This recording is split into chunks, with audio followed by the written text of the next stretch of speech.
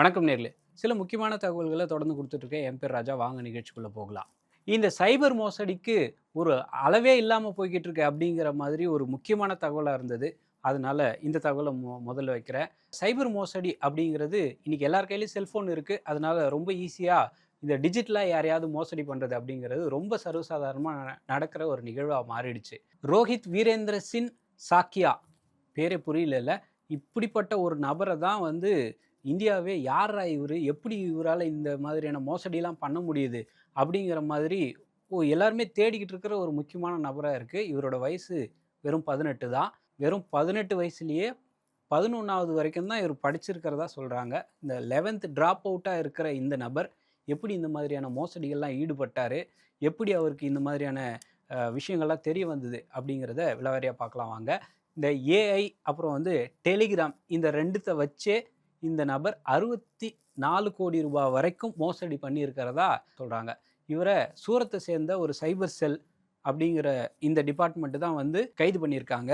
இந்த கைதான இளைஞர்கிட்ட விசாரணை நடத்தும்போது அவங்க என்ன சொல்றாங்க அப்படின்னா, 16 வயசுலேயே இந்த நபர் வந்து இந்த மாதிரியான டெக்னிக்கலான விஷயங்கள், அதாவது ஏஐ அப்புறம் இந்த மாரி டெலிகிராம் எப்படி ஒர்க் ஆகுது, இந்த மாதிரியான தகவல்கள்லாம் அவர் அப்பவே வந்து ஒரு 2 வருஷத்துக்கு முன்னாடியே ரொம்ப எக்ஸ்பர்ட்டா இருக்காரு. ஆனா வந்து இவரு +1 வரைக்கும் தான் படிச்சிருக்காரு. அப்படிங்கிற மாதிரி போலீஸோடைய தகவல்கள்ல சொல்றாங்க.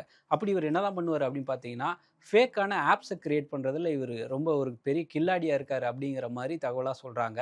ஜார்க்கண்ட், ஹரியானா, ராஜஸ்தான்ல இந்த மாதிரியான அ இருக்கிறதுலயே ரொம்ப யாரெல்லாம் ரொம்ப பெரிய சீட்டிங் பண்றாங்க, யாரெல்லாம் பெரிய மோசடி நபர்களோ, அவங்களுக்கு இவரு வந்து மாசம் ரூ. 15,000 அப்படிங்கிற மாதிரி சப்ஸ்கிரிப்ஷன் மாடல்ல மால்வேர் அப்படின்னு சொல்லப்படுற ஒரு வைரஸ இவரு வந்து வித்திருக்காரு. மோசமானவங்களே முக்கியமானவங்க அப்படின்னு ஒரு படத்துல சொல்லுவாங்க. அந்த மாதிரி கிரிமினல்கள் எல்லாருமே வந்து எனக்கு ரூ. 15,000 மாசம் மாசம் குடுங்க. அதுக்கு பதிலா நான் வந்து உங்களுக்கு சப்ஸ்கிரிப்ஷன் மாடல்ல மால்வேர் தரேன். அப்படிங்கிற மாதிரி அ 18 வயசுலயே இவ்வளோ பெரிய ஒரு பிசினஸ் மேன் மாதிரியே ஒரு ஒர்க் ஆயிருக்காரு. ஆனா எல்லாமே தப்பு தப்பா பண்ணியிருக்காரு அப்படிங்கிறது தான் போலீஸ் தரப்புலேருந்து சொல்றாங்க. அப்படி அவர் என்னதான் பண்ணியிருக்காரு அப்படின்னு பார்த்தீங்கன்னா, விக்டிம் ஆப் அப்புறம் வந்து அட்மின் ஆப் அப்படிங்கிற மாரி 2 கேட்டகரியா பிரிச்சுறாரு. இப்போ இது எப்படி ஒர்க் ஆகுதுன்னு பார்த்துடலாம் வாங்க.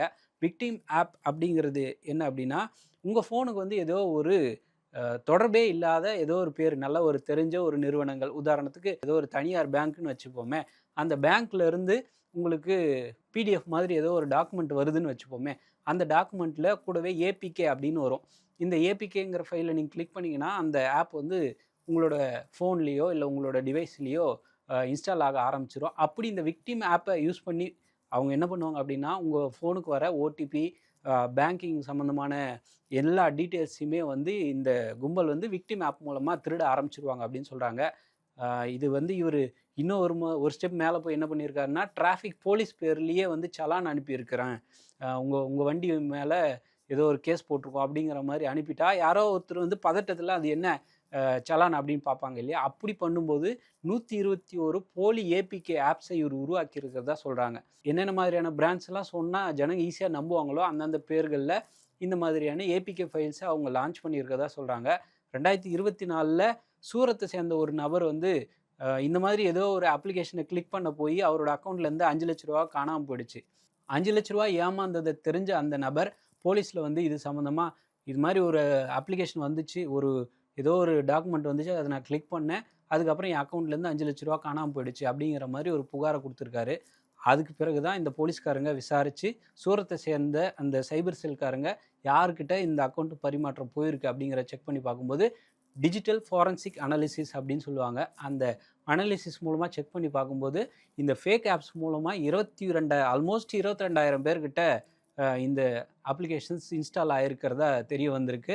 2,928 ஃபோன்கள்ல இது சம்மந்தமான தொடர்பே இல்லாத, அவங்களுக்கு சம்மந்தமே இல்லாத ஒரு அப்ளிகேஷன் இன்ஸ்டால் ஆயி, இதுவரைக்கும் மட்டும் ஃபேக்கா ரூ. 64 கோடி அளவுக்கு ஃப்ராடான டிரான்சாக்ஷன் நடந்திருக்கு. இவ்வளவும் பண்ண ஒரு 18 வயசு பையன் வெறும் 2 ஃபோனு, அப்புறம் ஒரே ஒரு லேப்டாப் வச்சு இவ்வளத்தையும் நிர்வாகம் பண்ணியிருக்கான் அப்படிங்கிறதே போலீஸ்காரங்களையே தல சுத்த வச்சிருக்கு அப்படிங்கிறது நம்ம புரிஞ்சுக்க வேண்டிய ஒரு முக்கியமான விஷயம். இந்த மாதிரி உங்களுக்கு தொடர்பே இல்லாத ஒரு நபர் உங்களுக்கு ஏதோ ஒரு டாக்குமெண்ட் அனுப்புறாரு அப்படிங்கிற பட்சத்தில, தயவுசெய்து கொஞ்சம் உஷாரா இருங்க அப்படிங்கிறத போலீஸ்காரங்க திரும்ப திரும்ப வலியுறுத்துறாங்க அப்படிங்கிறத நம்ம புரிஞ்சுக்கணும். இதுக்கு அடுத்தபடியா பிளாஸ்டிக்.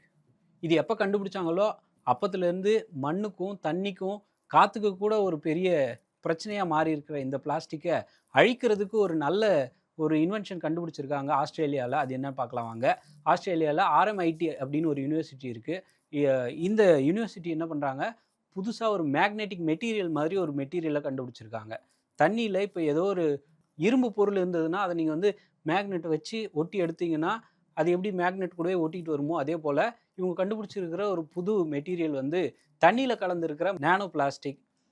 கொஞ்சம் வருஷத்துக்கு முன்னாடி குடிக்கிற தாய்ப்பாலில் கூட மைக்ரோ பிளாஸ்டிக் இருக்குது அப்படிங்கிறத கண்டுபிடிச்சி ரொம்ப அதிர வச்சாங்க. அந்த வகையில் இந்த மைக்ரோ பிளாஸ்டிக்ஸை எப்படி அவாய்ட் பண்ணலாம், எப்படி அதை வந்து சேகரித்து தூக்கி வெளில போடலாம் அப்படிங்கிறத செக் பண்ணும்போது ஆஸ்திரேலியாவில் நம்ம ஏற்கனவே சொன்ன அந்த யூனிவர்சிட்டிக்காரங்க வந்து வேஸ்ட்டாக கலக்கிற அந்த தேவையில்லாத தண்ணீரில் இவங்க கண்டுபிடிச்ச அந்த மெட்டீரியலை போட்டு செக் பண்ணி பார்த்துருக்காங்க. அப்படி செக் பண்ணும்போது 30 நேனோமீட்டர்ஸ் அப்படிங்கிற அளவில் இந்த நேனோ பிளாஸ்டிக்ஸை 95% அளவுக்கு 1 மணி நேரத்தில் கம்ப்ளீட்டாக பிரித்து எடுத்துடுது. 5% மட்டும்தான் அதில் மைக்ரோ பிளாஸ்டிக்கோ ஏதோ ஒரு பிளாஸ்டிக் இருக்குது அப்படிங்கிறத புரிஞ்சுக்குங்க. இப்படி 95%ங்கிறது உண்மையிலே ஒரு பெரிய நம்பராக இருக்குது. ஃபஸ்ட்டு 15 நிமிஷத்துலேயே 80% வேலைகளை இந்த மெட்டீரியல் கண்டுபிடிச்சிருதாமா, ஈஸியாக க்ளீன் பண்ணிடுதாமா. தண்ணி மட்டும் கிடையாது, மெர்க்குரி, குரோமியம், காப்பர், டை இந்த மாதிரியான விஷயங்கள்லையும் இவங்க கண்டுபிடிச்சிருக்க மெட்டீரியல் ஒர்க் ஆகுது அப்படின்னு சொல்கிறாங்க. 2022 இது சம்மந்தமான டெக்னாலஜியை அந்த யூனிவர்சிட்டி பயன்படுத்தி இருந்தாலும் இப்போ அதை வந்து மேம்படுத்தி நேனோ பிளாஸ்டிக்ஸ் வரைக்கும் ஒரு பெரிய ஃபைபர்ஸ் வரைக்கும் ஒரே முறையில் இதை வந்து அகற்றிடும் அப்படின்னு சொல்கிறாங்க. ட்ரெடிஷ்னலாக யூஸ் பண்ணுற ஒரு சில சுத்திகரிப்பு முறைக்கு இந்த மெட்டீரியல் வந்தது அப்படின்னா 100 ரூபா செலவாகிற இடத்துல 25% மட்டும் செலவு பண்ணால் போதும், 75% மிச்சம் அப்படிங்கிற மாதிரி இந்த தகவலை சொல்கிறாங்க. இது உண்மையிலேயே ஒரு வரவேற்கத்தக்க ஒரு விஷயம் அப்படிங்கிறதுனால பல நாடுகளில் இது சம்பந்தமான இந்த மெட்டீரியல் அது என்ன இருக்குது, எப்படி ஒர்க் ஆகுது அப்படிங்கிறத செக் பண்ணுறதுக்கு தேவைகள் அதிகரிக்குது அப்படிங்கிற மாதிரியும் அந்த யூனிவர்சிட்டிக்காரங்க சொல்கிறாங்க அப்படிங்கிறத புரிஞ்சுக்கலாம். இதுக்கு அடுத்தபடியாக ஒரு மருத்துவம் சார்ந்த செய்தி. இந்தியர்கள் தான் ஆன்டிபயோட்டிக்ஸை அளவுக்கு அதிகமாக பயன்படுத்துகிறாங்க அப்படின்ற மாதிரி குற்றச்சாட்டு இருந்தது. உண்மையிலேயே என்ன நிலவரம் அப்படின்னு பார்த்துடலாம் வாங்க. லேண்ட்செட் அப்படின்னு ஒரு மருத்துவ இதழ் இருக்குங்க. அந்த மருத்துவ இதழ் என்ன சொல்லுது அப்படின்னா, இந்தியா மட்டும் கிடையாது, உலகத்தில் இருக்கிற எல்லா நாடுகளுமே வந்து ஆன்டிபயோட்டிக்னு சொல்லப்படுற அந்த கிருமிகளை எதிர்க்கிற ஒரு மருந்து தேவைக்கு அதிகமாக உலகத்தில் எல்லா நாடுகளும் பயன்படுத்துகிறாங்க அப்படிங்கிற மாதிரி ஒரு அதிர்ச்சி தகவல் வெளியாயிருக்கு. அது என்ன அப்படின்னா, உலக அளவில் வாட்ச் அப்படின்னு ஒரு கேட்டகரி இருக்குது. அந்த வாட்ச் கேட்டகரியில் ரொம்ப வீரியமான ஆன்டிபயோட்டிக்ஸை அளவுக்கு அதிகமாக நாடுகள் பயன்படுத்துகிறாங்க அப்படிங்கிறது தெரிய வந்திருக்கு. இந்த லேண்ட்செட் பப்ளிக் ஹெல்த் அப்படிங்கிற ஒரு ஆய்வு தான் இந்த தகவலை உறுதிப்படுத்தியிருக்காங்க. உலக சுகாதார அமைப்பு என்ன சொல்கிறாங்க அப்படின்னா, 3 செக்ஷனாக ஆன்டிபயோட்டிக்ஸை பிரிக்கிறாங்க. அக்சஸ், வாட்ச் அண்டு ரிசர்வ் அப்படின்னு 3 கேட்டகரியாக பிரிக்கிறாங்க. அந்த ஆய்வுகளின்படி இந்த ஆன்டிபயோட்டிக் மருந்துகளை எல்லா நாடுகளுமே அவங்க செக் பண்ணி பார்த்த 186ல் 99% பேர் வந்து தேவைக்கு அதிகமாக தான் இந்த ஆன்டிபயோட்டிக்ஸை பயன்படுத்துகிறாங்க அப்படின்னு சொல்கிறாங்க. நிமோனியா, யூரினரி இன்ஃபெக்ஷன் இந்த மாதிரியான இன்ஃபெக்ஷன்ஸுக்கு கூட தேவைக்கு அதிகமாக இந்த ஆன்டிபயோட்டிக்ஸை பயன்படுத்துகிறாங்க அப்படின்றது தெரிய வந்திருக்கு. இந்த ஆன்டிபயோட்டிக்ஸ் ரெகுலராக நீங்கள் எடுக்கிறீங்க அப்படிங்கிற பட்சத்தில் ஏதோ ஒரு சின்ன விஷயத்துக்காக நீங்கள் ஹாஸ்பிட்டலுக்கு போனாலுமே ரொம்ப நாள் இந்த ஆன்டிபயோட்டிக்ஸை குறைக்கிறதுக்கு ஒரு மருந்து தேவைப்படும். அதுக்கான ஹாஸ்பிட்டலைசேஷனும் ரொம்ப அதிகம். அதுக்காக பணமும் அளவுக்கு அதிகமாக செலவாகும் அப்படிங்கிற மாதிரியும் அந்த மருத்துவ இதழ் வந்து ரொம்ப பெரிய ஒரு எச்சரிக்கையை விடுத்திருக்காங்க அப்படிங்கிறத நம்ம புரிஞ்சுக்கலாம். அடுத்ததாக ஒரு தகவல் இருக்குது. அதுவும் மருத்துவம் சம்மந்தமான செய்தி தான். அது என்ன அப்படின்னா, இப்போது நமக்கு தலையில் மூளை இருக்கிற மாதிரி இதயத்துக்குள்ளாரையும் ஒரு மூளை இருந்தால் எப்படி இருக்கும் அப்படிங்கிறது தான் அந்த ஆய்வு. உண்மையிலேயே ஒரு சின்ன அளவிலான மூளைக்கு உண்டான எல்லா செயல்பாடுகளும் இதயத்திலேயே இருக்குது அப்படிங்கிறது தான் இந்த புது கண்டுபிடிப்பாக இருக்குது. அமெரிக்காவில் ஏல் யூனிவர்சிட்டி அப்படின்னு ஒரு யூனிவர்சிட்டி இருக்குது, YALE.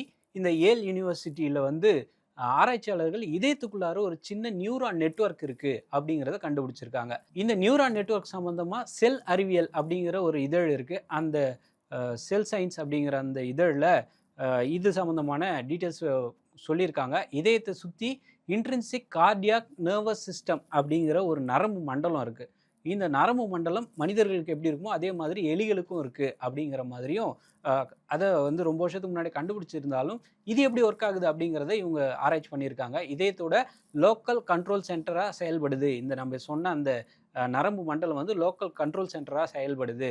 இந்த நியூரான்ஸ் வந்து மூளையிலேருந்து வர தகவலை அப்படியே எடுத்துக்காமல், அது மட்டும் எடுத்துக்காமல் இதை எப்படி ப்ராசஸ் பண்ணலாம் அப்படிங்கிறது இதயத்துக்குள்ளாருமே ஒரு சின்ன மூளை ஒர்க் ஆனால் எப்படி இருக்கும் அப்படி ஒர்க் ஆகுது அப்படிங்கிறத அந்த தகவல் சொல்கிறாங்க. இந்த ஆய்வில் NPY+ அப்புறம் DDAH1+ அப்படிங்கிற 2 கேட்டகரியாக பிரிக்கிறாங்க. இந்த முக்கியமான 2 நியூரான் வகைகள் தான் இந்த மாதிரியான ஒரு நினைவாற்றல இதயத்துக்கும் ஒரு நினைவாற்றல் இருக்கு அப்படிங்கிறத கண்டுபிடிச்சிருக்காங்க. DDA-H1+ நியூரான் அப்படிங்கிறது சாதாரண நேரத்துல பெருசா ஒரு தாக்கத்தையும் ஏற்படுத்தல. அதே நேரத்துல ஸ்ட்ரெஸ் ஆகுறீங்க அப்படிங்கிற பட்சத்துல இதயத்த ரொம்ப ஸ்ட்ரெஸ் ஆக விடாம இது வந்து அப்படியே ஒரு புரொடெக்ஷன் மாரி ஒரு போர் வீரன் மாரி பாதுகாக்குது அப்படிங்கிறதையும் அவங்க சொல்றாங்க. இந்த நியூரான்கள் இல்லாத எலிகள் பிபி வந்தும், ஸ்ட்ரெஸ் அதிகமாகியும் சீக்கிரமா செத்து போகுது அப்படிங்கிறதையும் அந்த ஆய்வாளர்கள் சொல்றாங்க. இதய பாதுகாப்புல இது ரொம்ப பெரிய ஒரு அவசியமான, ஒரு அத்தியாவசியமான ஒரு விஷயமா மாறியிருக்கு. இத பத்தி இன்னும் கொஞ்சம் டீட்டெயில்டான ஸ்டடீஸ்லாம் போய்க்கிட்டு இருக்கு. இந்த ஸ்டடீஸ் வந்து இன்னும் கொஞ்சம் மேம்பட்டுச்சு அப்படிங்கிற பட்சத்துல, வருங்காலத்துல இந்த ஹார்ட் டிசீஸுக்கான சிகிச்சைலாம் எப்படி அட்வான்ஸா பண்ணலாம்? ஒரு மனிதருடைய மூளை, அப்புறம் வந்து இதயத்துல இருக்கிற ஒரு சில நினைவாற்றலையும் எப்படி அத வந்து மேம்படுத்தலாம் அப்படிங்கிறது சம்மந்தமான ஆராய்ச்சிகள் தொடர்ந்து நடந்துகிட்டு இருக்கு. ஒரு மோசடி சம்மந்தமான செய்திகள் பார்த்தோம். அதுக்கப்புறமா மருத்துவ உலகத்துல என்ன நடந்துகிட்டு இருக்கு அப்படிங்கிற சம்மந்தமான முக்கியமான தகவல்கள் குடுத்துருக்கிறேன். இந்த மாதிரியான வழக்கத்துக்கு மாறான, அதே நேரத்துல நமக்கு தேவைப்படுற ஒரு முக்கியமான சில தகவல்கள தொடர்ந்து குடுத்துட்டு இருக்கேன். என் பேர் ராஜா. நன்றி. வணக்கம்.